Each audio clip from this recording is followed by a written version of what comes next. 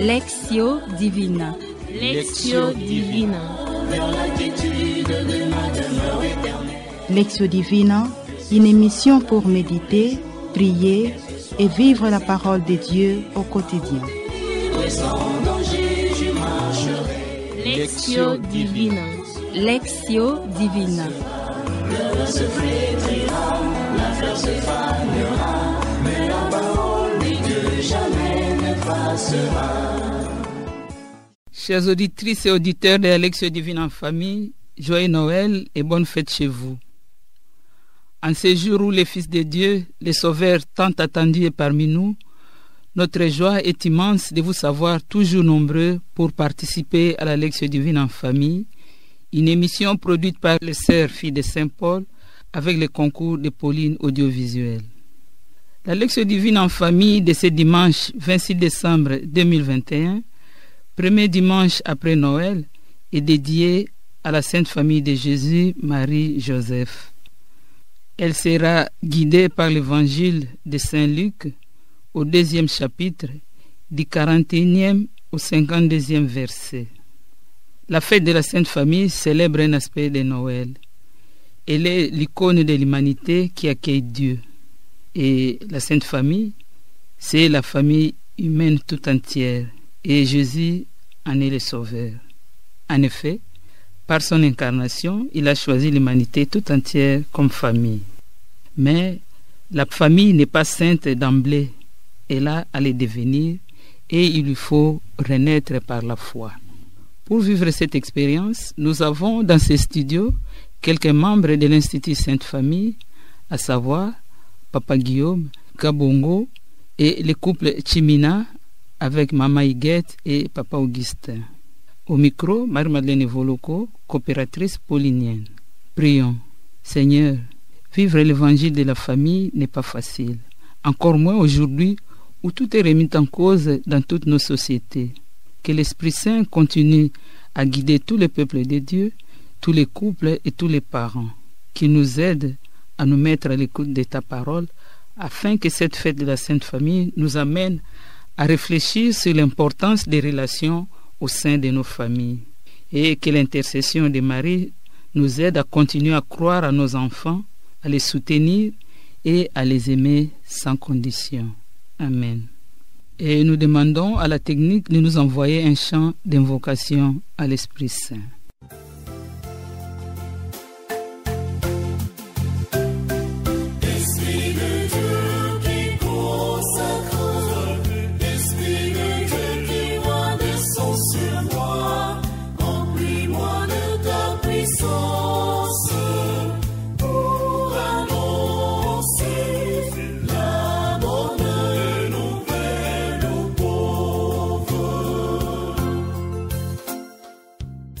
L'évangile qui conduit notre Lectio Divine en famille de ce dimanche de la Sainte Famille, comme annoncé, est celui de Saint Luc au chapitre 2, du 41e au 52e verset.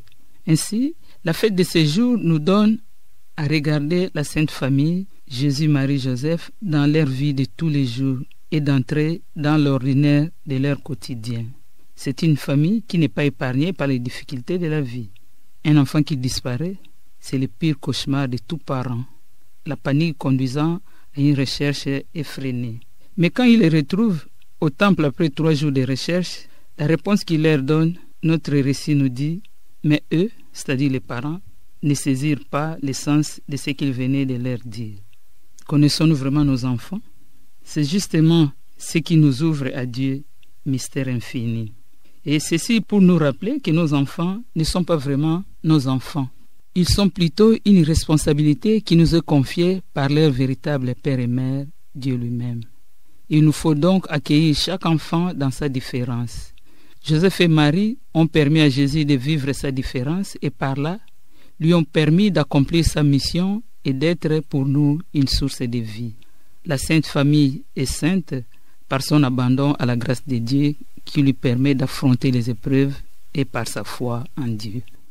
Ce bref aperçu sur l'Évangile nous conduit à la Lectio, première étape de notre Lectio Divina. Nous allons lire pour la première fois notre texte biblique, l'Évangile de Luc, au chapitre 2, du 41e au 52e verset. Écoutons attentivement. Évangile de Jésus-Christ selon saint Luc. Chaque année, le parent de Jésus se rendait à Jérusalem pour la fête de la Pâque. Quand il eut 12 ans, ils montèrent en pèlerinage suivant la coutume. À la fin de la fête, comme ils s'en retournaient, le jeune Jésus resta à Jérusalem à l'insu de ses parents. Pensant qu'il était dans le convoi de pèlerins, ils firent une journée de chemin avant de le chercher parmi leurs parents et connaissances. Ne les trouvant pas, ils retournèrent à Jérusalem en continuant à les chercher. C'est au bout de 3 jours qu'ils les trouvèrent dans le temple, assis au milieu des docteurs de la loi. Ils les écoutaient et leur posaient des questions, et tous ceux qui l'entendaient s'extasiaient de son intelligence et sur ses réponses. En les voyant, ses parents furent frappés d'étonnement, et sa mère lui dit, « Mon enfant, pourquoi as-tu fait cela? Vois comme ton père et moi, nous avons souffert en te cherchant. » Il leur dit, « Comment se fait-il que vous m'ayez cherché? Ne saviez-vous pas qu'il me faut être chez mon père? » Mais il ne comprit pas ce qu'il leur disait. Il descendit avec eux pour se rendre à Nazareth, et il leur était soumis. Sa mère gardait dans son cœur tous ces événements.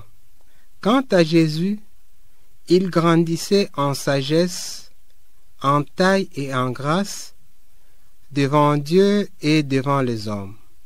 Acclamons la parole de Dieu. Louange à toi, Seigneur Jésus. Comme Marie, face à la réponse de son fils, nous ne pouvons pas comprendre entièrement cet évangile. Que la grâce du Seigneur ouvre notre cœur et notre intelligence pour l'accueillir. Gardons alors un moment de silence avec ces fonds sonores que nous propose la technique.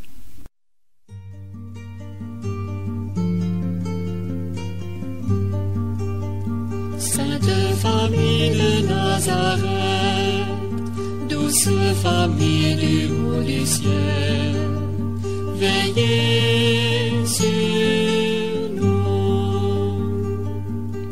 Sainte famille de Nazareth, école de l'Évangile et de la vie familiale, modèle des familles du monde entier, enseigne-nous ce qu'est la famille, la communion d'amour parfait, la fidélité dans son austère et simple beauté. Douce et sainte famille, quelle joie ce serait de te voir revivre, marcher sur nos sentiers. Guidé par la sagesse de Jésus, à tour de rôle, chacun de nous va lire les passages qu'il a marqués sans les commenter. Le passage qui m'a frappé dit ceci, « Mon enfant, pourquoi nous as-tu fait cela?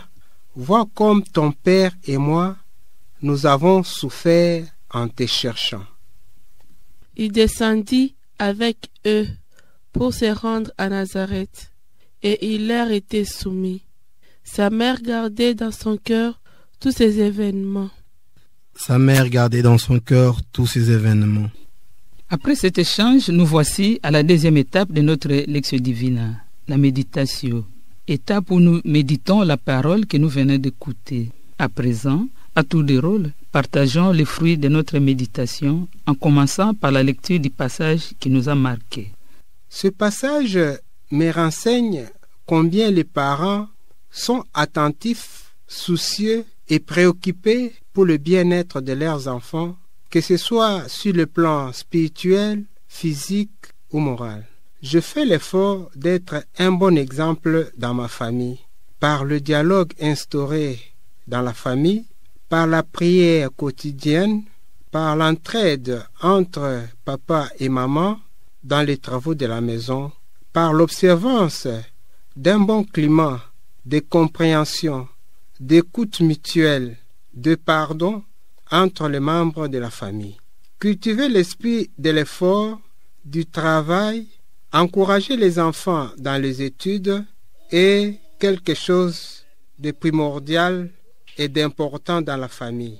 Orienter la famille dans le service de l'apostolat dans l'Église, en s'engageant dans le choral, dans le CVV, dans la colita, dans le lectorat. Je dois m'efforcer de garder ma famille dans un esprit de foi, de cultiver des vertus de solidarité, de fraternité, d'entraide et de garder l'unité de la famille pour le protéger contre tout vent. Ces paragraphes me montrent que Jésus, dans son enfance, il était obéissant. Il me montre aussi que Marie avait un grand cœur, un cœur immaculé. Elle gardait dans ses cœurs tous ces événements. L'attitude de Marie est extraordinaire. Comme chaque mère, elle pourrait se fâcher, mais elle ne l'a pas fait. C'est pourquoi, en tant que mère, j'ai le devoir de bien supporter les caprices des enfants et je dois les aider à bien grandir en suivant l'exemple de Jésus. Et moi, en tant que mère, je dois suivre l'exemple de Marie. Cet extrait de l'Évangile me montre combien Marie, la mère de Jésus, notre mère du ciel, avait un cœur grand, un cœur prêt à garder toutes les faiblesses, s'il faut les appeler ainsi, tous les faits qui pouvaient la déranger en tant que mère au sujet de son fils, même s'il ne les comprenait pas, mais les garder dans son cœur et continuer à aimer son fils, à le chercher, à le couvrir de toutes les bonnes choses que pouvait donner une mère à son enfant. Lorsque son enfant ne se faisait plus voir, il se donnait la peine d'aller le chercher où il s'est trouvé afin de le ramener à la maison. Cette attitude de Marie m'interpelle, moi comme père, au regard de mes enfants, et m'invite à être attentif à tout cela que Dieu a mis à ma disposition comme père. Mes enfants, pas seulement mes enfants biologiques, mais tout ce dont j'ai la charge dans la société, à pouvoir être bienveillant, à pouvoir les chercher chaque fois qu'ils se perdent, afin de les ramener à la maison du Père. Après ce partage, nous voici arrivés à la troisième étape de notre Lectio Divina, l'oratio. Étape où nous répondons au Seigneur par des prières. Avec beaucoup de gratitude, adressons à présent nos prières au Seigneur. Seigneur, que ton Esprit Saint nous aide à travailler pour garder, protéger l'unité de la famille, de cultiver en son sein le dialogue, la compréhension, l'entraide et le pardon, la prière et ainsi témoigner de la présence du Christ dans notre milieu. Amen. Merci Seigneur car tu me nourris de ta parole. Aide-moi à suivre l'exemple de Marie, à mon époux de suivre l'exemple de Joseph et aux enfants de suivre l'exemple de Jésus. Amen. Seigneur, merci pour le don de la paternité et de la maternité que tu as donné à ma femme et moi-même, pour le don de la famille qui se veut de suivre celle de Nazareth, de Joseph et Marie. Donne-nous la grâce d'être des bons parents pour nos enfants et pour tous les autres que tu nous donneras sous notre responsabilité, que nous puissions le supporter, que nous puissions garder leurs faiblesses dans notre cœur tout en les aimant. Amen. Chères auditrices et auditeurs de la Lectio Divina en famille, il n'est pas nécessaire de démontrer par A plus B qu'aujourd'hui, plus que jamais, il est nécessaire que la famille assume avec force la mission éducatrice que Dieu lui a confiée. Les enfants, pour grandir comme des chrétiens, ont besoin de témoignages. Et si ceux-ci viennent des parents, ces enfants seront heureux. En effet, éduquer, c'est introduire dans la réalité. Et seul celui qui vit cette réalité avec sentiment peut le faire. Nous arrivons ainsi à la fin de notre lecture priante. Nous vous disons merci pour toute l'attention que vous avez réservée à cette émission. Merci à tous les membres de l'Institut Sainte Famille, à savoir Papa Guillaume Kabongo et le couple Chimina avec maman Higuette et papa Augustin qui ont bien voulu contribuer à la production de cette émission. Nous disons également merci à la sœur Rita Almechi qui était à la réalisation et à Olivier Nguissi qui était à la technique. Encore une fois, merci à vous tous. Au revoir et à la prochaine sur la même fréquence, même heure et même jour. C'était au micro Marie-Madeleine Voloko, coopératrice paulinienne. La parole de Dieu est une lampe à mes pieds. Je marcherai joyeux sur la route sans broncher. Lectio Divina. Lectio Divina. Vers la quiétude de ma demeure éternelle. Lectio Divina, une émission pour méditer, prier et vivre la parole de Dieu au quotidien. Sans danger, je marcherai. Lectio Divina. Lectio Divina. Le vent se flétrira, la fleur se fanera, mais la parole de Dieu jamais ne passera.